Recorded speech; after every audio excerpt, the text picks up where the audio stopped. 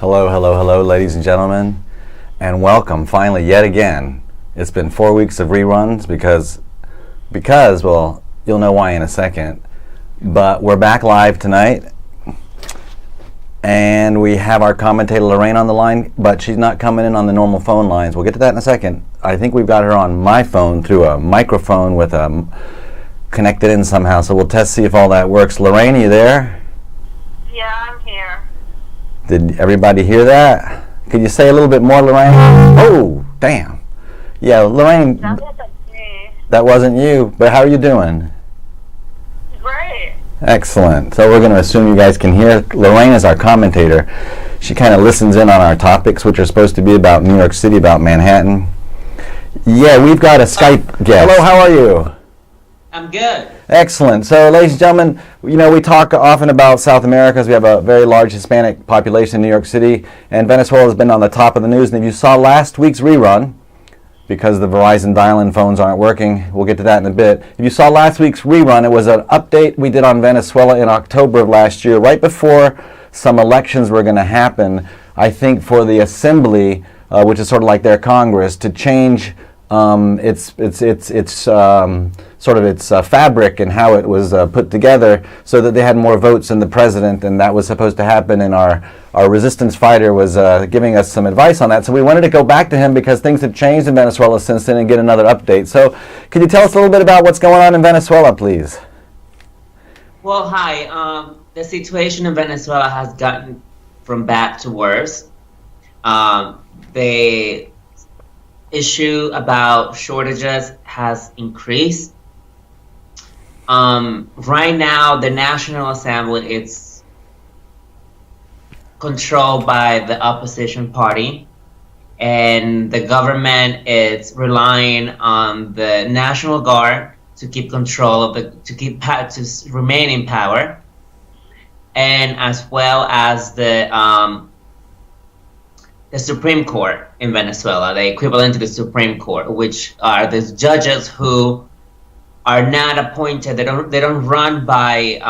They're not appointed by the people, but they're appointed by the executive branch from the presidency forward. They appoint the judges.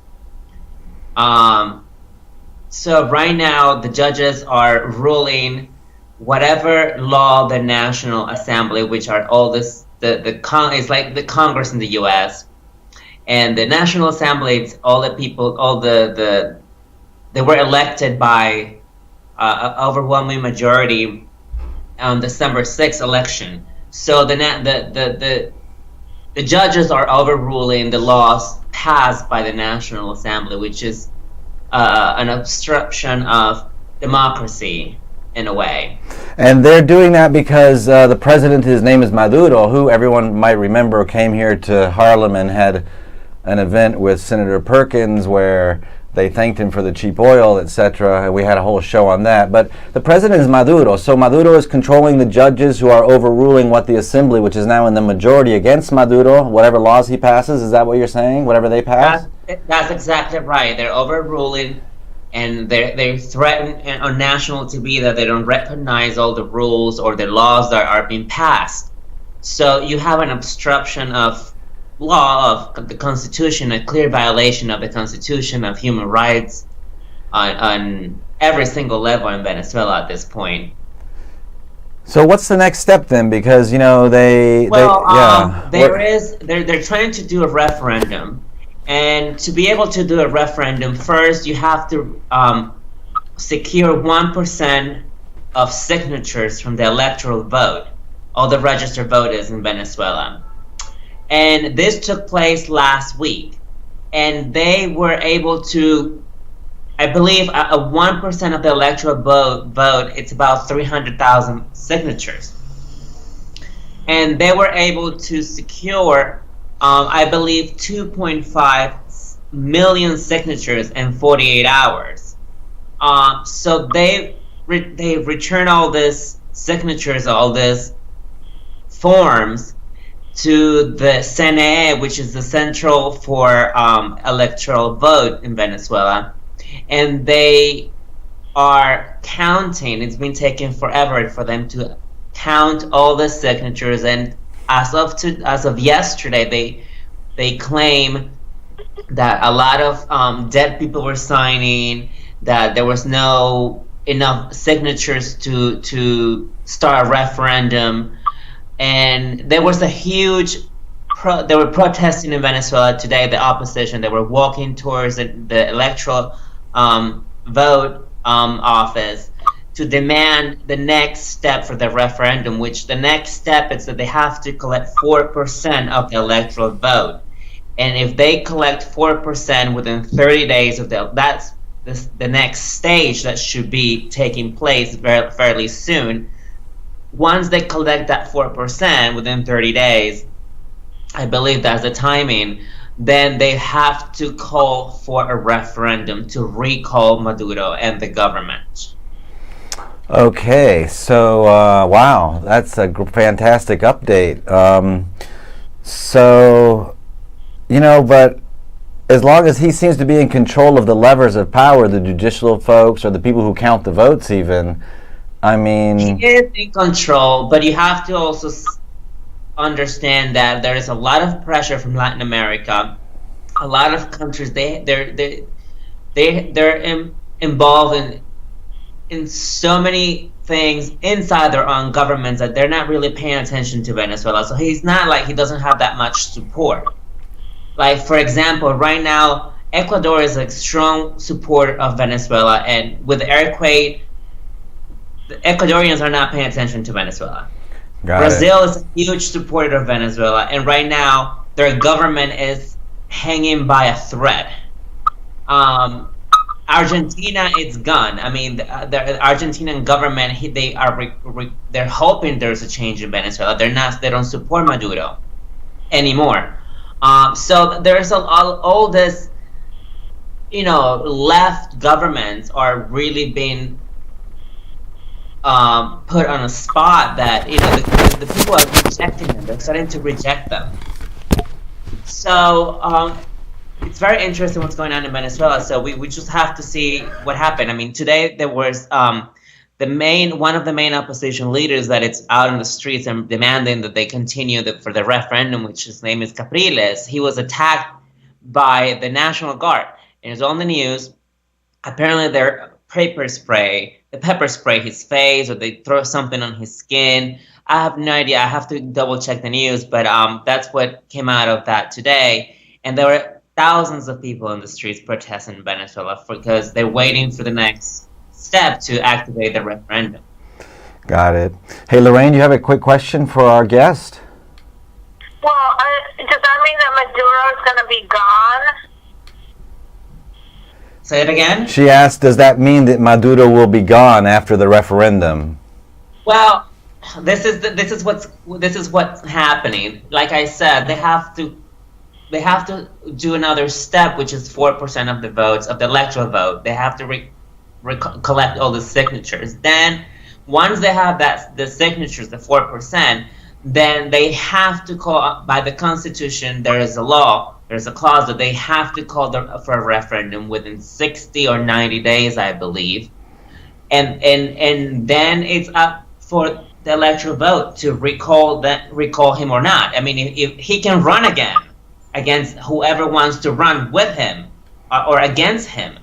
But it's for the people, I mean, to vote. If they want him back in power, they will vote for him in power. I mean, in 2007, I believe, or 2008, there was a referendum on Chavez, and he won the referendum, and he remained in power. So, but, we're not in 2007 or 2008 anymore. I mean, back then, there was a huge oil boom, and Venezuela was not in any shape or form in the condition that it is today. So people are extremely disenchanted with the government. They don't have any affiliation with it anymore. A lot of Chavistas and Maduristas are like turned against the government. Actually, a lot of them were signed to activate the referendum. There were a lot of people in government positions that they actually signed against the government. So, and these people are being threatened to lose their jobs because they signed to recall him. So that's one thing that it's happening.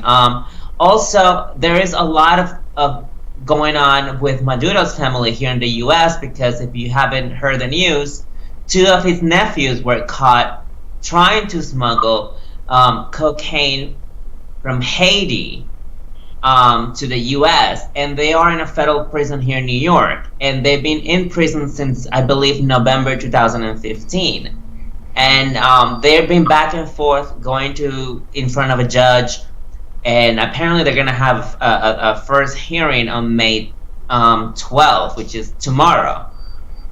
So it's interesting to see what's going on because I mean these are his nephews that are being in a federal prison here in the U.S. in New York City.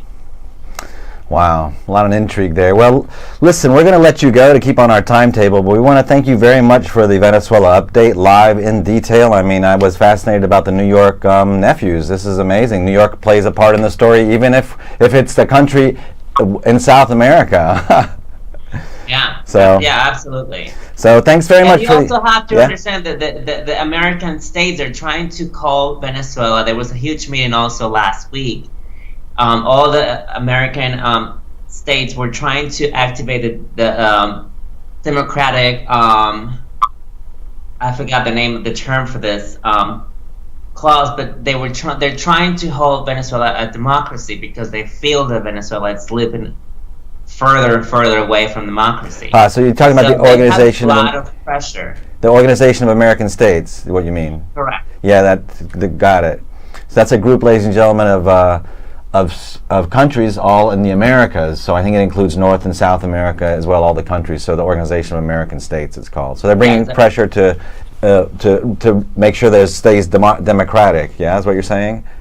Correct. They're putting pressure there because they're seeing the lack of, there's a lot of human rights issues, there's a lot of democracy issues, there's a lot of government, and judges not being able to execute or to provide proper sentence. Like Leopoldo, he was unjustly sentenced to 14 years in prison because the government told the judge to do so. So that's a violation of democracy. That's a violation of the Constitution and human rights. So that's what's happening in Venezuela nowadays. Okay, well, with that, we're going to let you go. Thank you so much for the Venezuela update and for being on our show tonight with no dial-in phones, but you helped us a lot. So appreciate it, okay? Bye. Next time. Okay, ladies and gentlemen, so ladies and gentlemen, while we're waiting for that, the city bike, we always do a show on city bike in Central Park. Ladies and gentlemen, it's illegal to ride a city bike in Central Park. It's federal park regulation number 106 or something. It's on my blog. But it prohibits advertising in Central Park, okay, this clause. And the advertising that you see in Central Park is where, Lorraine? On the bike. Yeah, well, the city bike aside, the only advertising you see in Central Park, ladies and gentlemen, is, if you could call in and tell us, but you don't know, so you can't call. There's no phone. I'll give you a hint, though. The only advertising you see in Central Park is on top of a taxi. And you know what? It fits a certain dimension. It's, 1 foot tall and 3 feet long. And that's what the rule says. That says you can put advertising in Central Park if it's that size. Now, the city bike, the city bike's a whole big blue bike, right, ladies and gentlemen? It's got city bike in white letters. So if you take away the blue and you just left with white, you have nothing. So the logo of that brand is the whole blue bike, which is 5.5 feet long and 3.5 feet tall. So it far exceeds the limit. And people break the law all the time. So I wrote to the Central Park Precinct Captain Christopher McIntosh, commanding officer. I talked to him on the phone. I did. I said, hello, my name is Tony Keevan. I host What Really Matters in NYC, a live weekly news talk TV show that airs on 3 networks in Manhattan every Wednesday at 8 p.m. We take callers and try to focus on issues of importance to folks who live in Manhattan. That's you. You can't call, but we try to focus on you. And I put here, do you realize, Captain, that riding a city bike in Central Park is contrary to law? My question for my show this Wednesday at 8 p.m. is, why don't you or your officers enforce the law regulation in the park? I often pointed out to police folk, and they just say they are not aware. I realize it may seem petty, but advertising is advertising, and City Bike at this point have a monopoly in Central Park. Please be my guest on April 20th. And of course the lines didn't work, so he couldn't come anyway, but he didn't, say he'd come. But I actually have it's 105, regulated use. Here's the clause, ladies and gentlemen. I'm gonna bring it real close to the camera. So there it is. It's regulated use 105. Yeah, see it at the bottom, 105 regulated use for NYC parks. So I actually got Mr. McIntosh on the phone, and he said, listen, Mr. Keevan, I like you, you're a nice guy, but call the Parks Department because it's them. They got to be the ones to do the arresting. The dirty work. The dirty work. So lo and behold, about a week later, I'm walking in Central Park, and there was the Parks Commissioner. He's in this big souped-up SUV, his white shirt, and all these medallions and shit. So I went up to him, and I said, listen, you know, Commissioner, I forgot his name, but Captain McIntosh from the New York City Central Park precinct. Ladies and gentlemen, there's a precinct just for Central Park. That was who I wrote the letter to, Captain McIntosh. I didn't tell you that before, but now I tell you. That he said that it wasn't his job to arrest these city bike people, but for you to arrest them. And so that guy, he looked at me and said, no. It was the police department's responsibility to arrest them, to give tickets.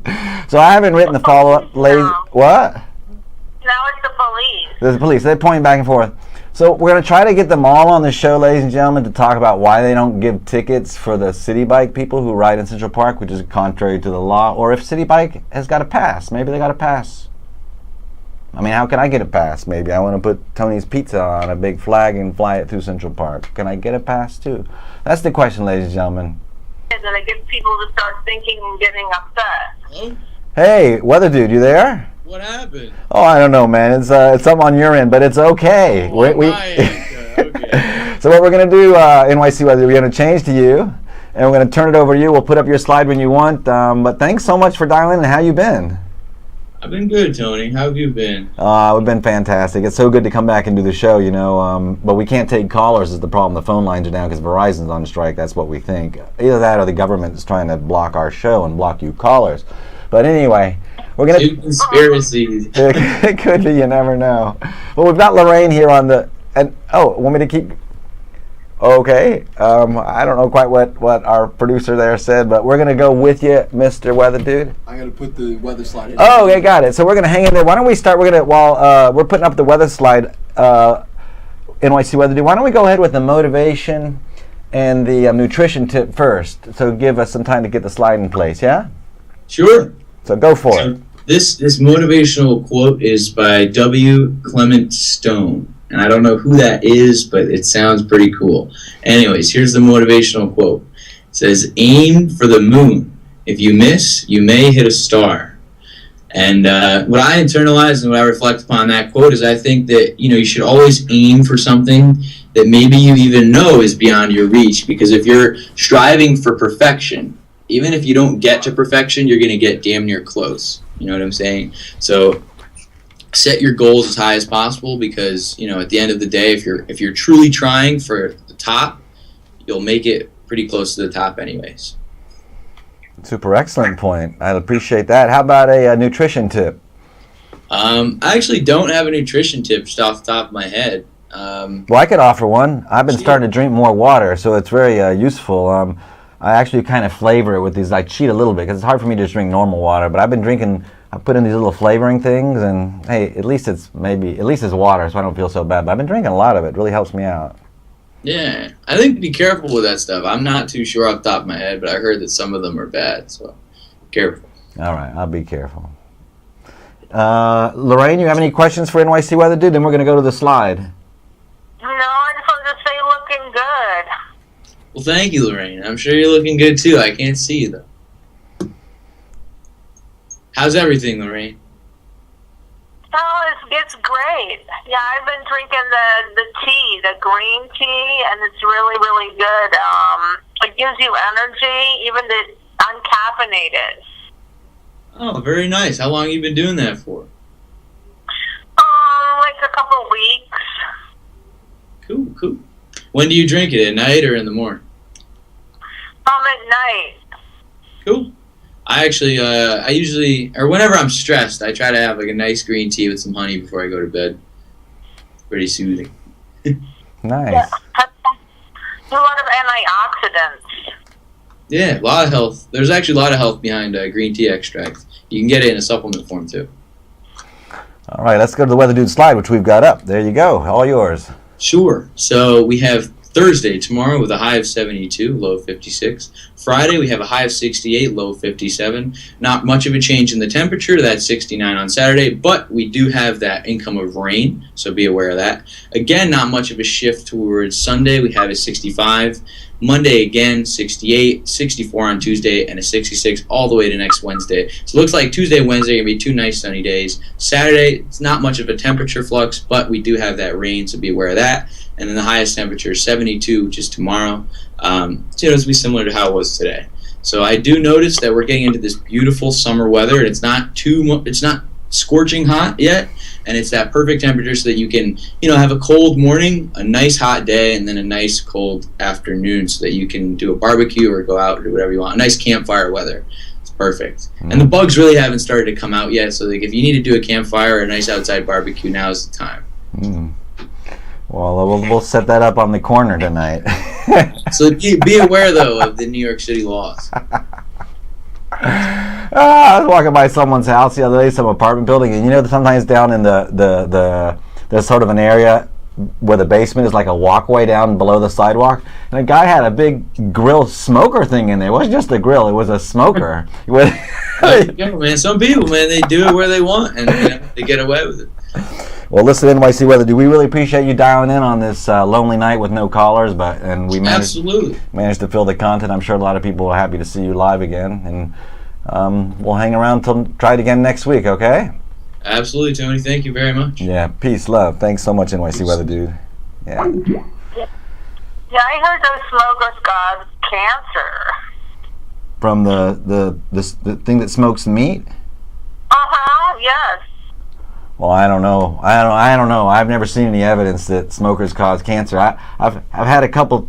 I know it causes people to drink too much sometimes because it takes so long to cook. You got nothing else to do but drink bourbon and watch the smoker. I don't know if you guys done that. Anyone else has done that? But that's how smoking works, basically. So you put a little smoke on the side and it sucks it into the grill and it smokes the meat and it takes like 8 hours. I heard the chemicals in the smoke are bad. They cause no, there's no chemicals. No, there's no. Oh, you're talking about charcoal. Yeah, charcoal maybe.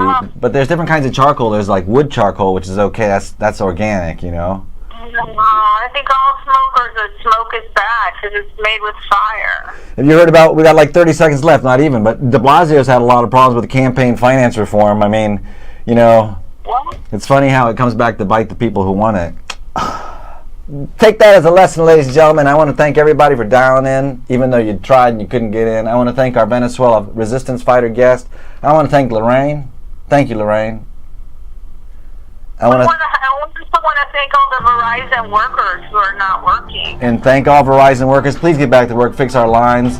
Thank you, Ryan, for producing. Thank you, Jordan, in the control room. Thank you, Eminent. And thank you, viewers, for watching our show, okay? We love you. We're going to see you next week, live, 8 p.m. We hope with the callers working. Peace, love. Good night, Lorraine. Thanks so much. Bye. Bye.